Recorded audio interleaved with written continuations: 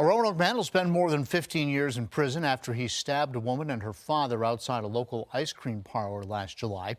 Back in March, Jordan Ornez pleaded guilty to a number of charges, including aggravated malicious wounding and making threats.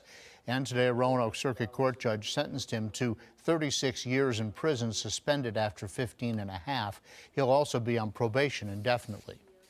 I am pleased with that result, but I think that this case highlights the bigger question in our society for people who suffer from mental illness, who come before the court system, who have engaged in very serious and violent behavior.